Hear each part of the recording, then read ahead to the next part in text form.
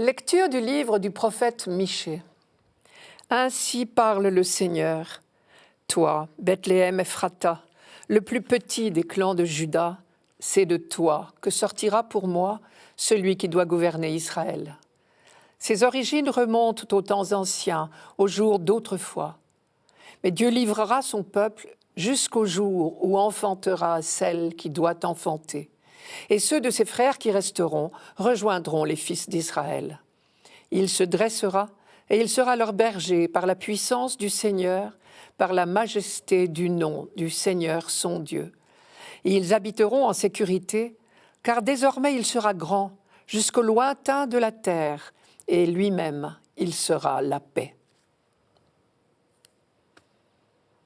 Nous avons vu déjà souvent que les prophètes emploient deux types de langage. Premier langage, les avertissements, pour ceux qui se laissent aller, qui oublient l'alliance avec Dieu et ses exigences.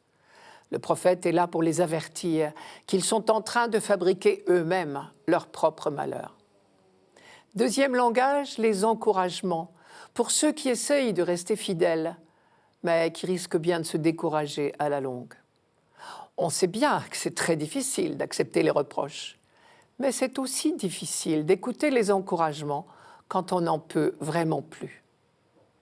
Le texte que nous avons sous les yeux est bien évidemment de la deuxième veine, celle des encouragements.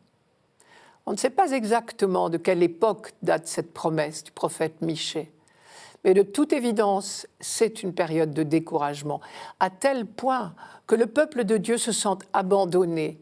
Il en vient à dire « Dieu a livré son peuple », sous-entendu à ses ennemis. Cela veut dire qu'on est en période de domination étrangère. C'est évidemment tout le contraire des rêves que l'on nourrissait autour de la promesse du Messie, qui devait nous apporter la paix et la sécurité. On en vient à dire toutes les belles promesses qu'on nous a répétées depuis des siècles, ce n'étaient que des belles paroles. Le roi idéal qu'on nous a promis, il n'est pas encore né, il ne verra jamais le jour. Notre prophète répond, « Vous croyez abandonné, mais pourtant, soyez bien certains que le projet de Dieu se réalisera. Le Messie naîtra le jour où enfantera celle qui doit enfanter. » Cela signifie que cela doit arriver, non pas par nécessité, mais c'est une certitude. Simplement parce que Dieu l'a promis, celle qui doit enfanter. Cela veut dire celle qui est prévue pour cela, dans le plan de Dieu. Et alors, il faut comprendre que le temps d'abandon apparent qu'on est en train de vivre n'est qu'un moment dans le déroulement de l'histoire humaine. Pourquoi cette insistance sur Bethléem ? Toi, Bethléem Ephrata, le plus petit des clans de Juda, c'est de toi que sortira pour moi celui qui doit gouverner Israël. Il y a deux raisons, je pense. Premièrement, on sait que le Messie doit être de la descendance de David. Or, c'est à Bethléem que le prophète Samuel était venu, sur ordre de Dieu, choisir un roi parmi les 8 fils de Jessé.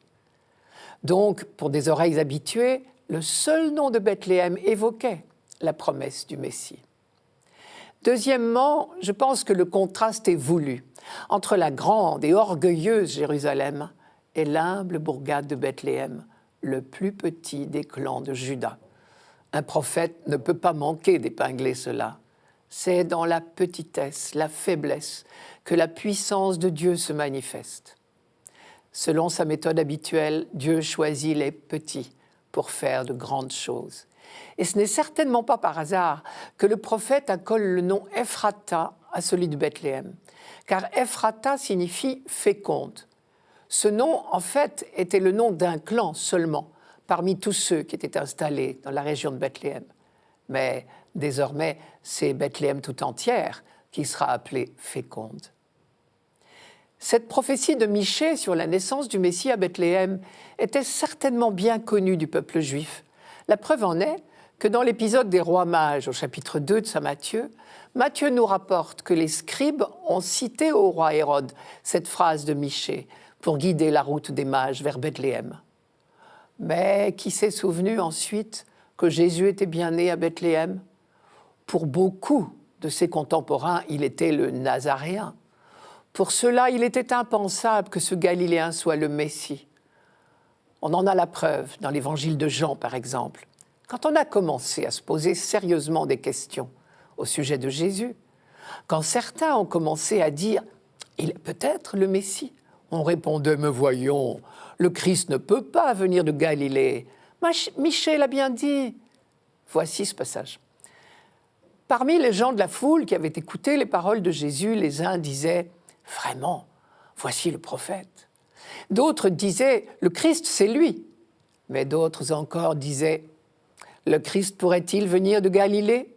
L'Écriture ne dit-elle pas qu'il sera de la lignée de David et qu'il viendra de Bethléem, la petite cité dont David était originaire ?» Et c'est ainsi que la foule se divisa à son sujet. On lit ça au chapitre 7 de Saint Jean. Je reviens aux paroles de Michée. Il reprend les termes de la fameuse promesse, toujours la même, répétée au long des siècles depuis David. Un roi naîtra dans la descendance de David.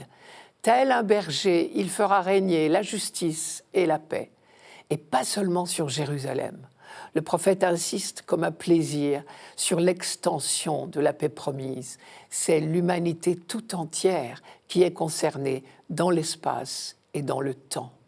Dans l'espace, ils habiteront en sécurité, car désormais il sera grand jusqu'au lointain de la terre. Dans le temps, puisque ses origines remontent aux temps anciens, aux jours d'autrefois. Le dessein bienveillant de Dieu est vraiment pour tous les hommes, de tous les temps.